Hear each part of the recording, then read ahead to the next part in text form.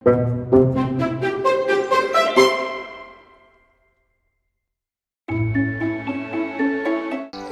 না আমার পেটটা কিরকম ব্যথা ব্যথা করছে। আর আর আমার নিঃশ্বাস নিতে অসুবিধে হচ্ছে। বাবা, তোমার যদি কিছু হয়ে যায় আমি আর কিন্তু বেঁচে থাকবো না। এপ্রিলের বিকেল বেলা ছিল। রামু হাতি নিজের ছেলে ছোট হাতিকে নিয়ে জঙ্গলে ঘুরতে বেরোয়। বাবা, তুমি আমাকে কোথায় নিয়ে যাচ্ছ? আমাকে কিছু বলছো না কেন?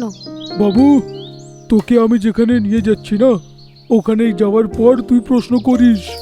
তখনই একটা শিকারী লুকিয়ে ওদের উপর নজর রাখছিল। আরে বাহ, হাতির দাঁত তো খুব বড়, বাজারে তোর হেব্বি দাম পাবো।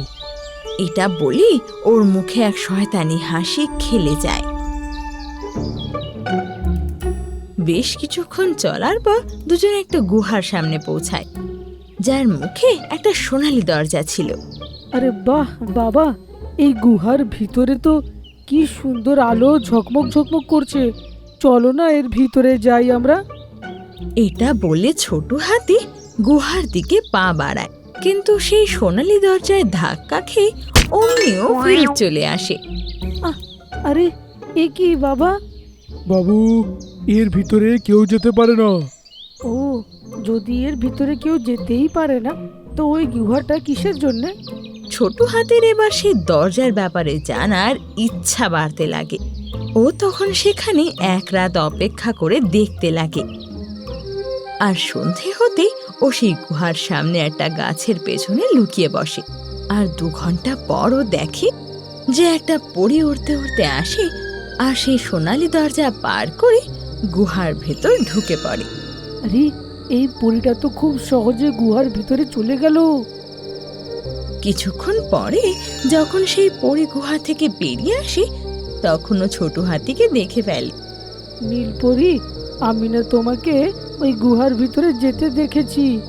তুমি কি আমাকে বলতে পারো এই গুহার ভিতরে কি আছে? ছোট হাতি, এই গুহার ভেতরে অনেক চমৎকারী আর জাদুই জিনিস, ফল আর ফুল আছে, যেখানে সব ধরনের অসুবিধা আর রোগ থেকে নিরাময় পাওয়ার ওষুধ আছে, যা শুধু প্রয়োজনের সময়েই কাজে আসে। এর ভেতরে কোনো পশু পাখি যেতে পারে না, কেবল শুধু কোনো মানুষই যেতে পারে, তাও তখন যখন তার কোনো জিনিস খুব প্রয়োজন হবে। এটা বলে পরী আকাশে উড়ে যায়। এই পরীর কথা তো কিছু বুঝতেই পারলাম না। তারপর ছোট হাতি নিজের গুহার দিকে রওনা হয়। ওইদিকে শিকারী নিজের মনে মনে কথা বলছিল।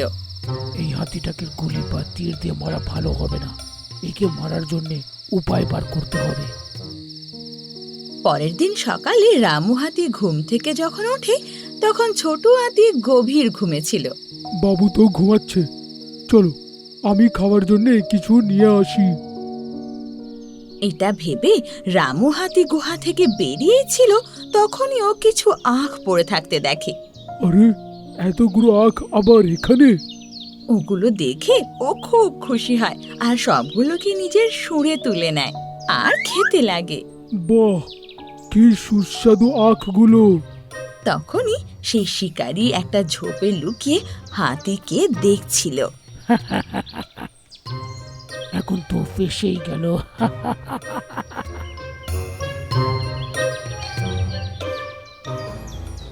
আখ খাওয়ার কিছুক্ষণ পর থেকে রামু হাতি জোরে জোরে চেঁচাতে লাগে। ও, খুব ব্যথা করছে। আর ওর এই আওয়াজ শুনে ছোট হাতি তখনই জেগে যায় আর দৌড়ে বাবার কাছে যায়। ওদিকে জঙ্গলের বাকি পশুরাও রামু হাতির কাছে আসে। কি হয়েছে তোমার রামু হাতি? হ্যাঁ বাবা, কি হয়েছে তোমার? তুমি এরম চেঁচাচ্ছ কেন? হ্যাঁ, এবার জমবে মজা। এই রামু হাতি যখন মরবে এর দাঁত দুটো আমি খুলে নেব, তারপর বাজারে গিয়ে লক্ষ লক্ষ টাকা কামাবো। জানি না আমার পেটটা কিরকম ব্যথা ব্যথা করছে। আর আর আমার নিঃশ্বাস নিতে অসুবিধে হচ্ছে। রামু হাতি ব্যথায় খুব কাঁদতে লাগে। বাবা, তোমার যদি কিছু হয়ে যায় আমি আর কিন্তু বেঁচে থাকবো না। হ্যাঁ।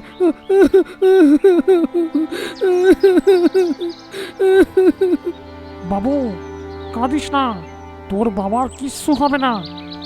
যতক্ষণ আমার বাবা সুস্থ না হয় আমি এরমই হাউমাউ করে কাঁদবো। প্রথমে মা আমায় ছেড়ে চলে গেল, এবার যদি বাবার কিছু হয়ে যায় আমাকে আর কে দেখবে? এটা শুনে শিকারীর মুখে আসা হাসি অদৃশ্য হয়ে যায়, আর অনুতাপের ছায়া ওর মুখে যেন ছেয়ে যায়। এ কি করলাম? নিজের লাভের জন্য একটা জানোয়ারের ক্ষতি করলাম। হে ভগবান, এটা কি হবে? এটা বলে শিকারী তারপর সবার সামনে চলে আসে, আর সব পশুরা ওকে ওখানে দেখে যেন অবাক হয়ে যায়। বদমাস শিকারী তুই, এই রামু হাতির সাথে যা যা হচ্ছে এর পিছনে তোর হাত আছে তাই না? হ্যাঁ, আমি করেছি। খুব বড় অন্যায় হয়ে গেছে।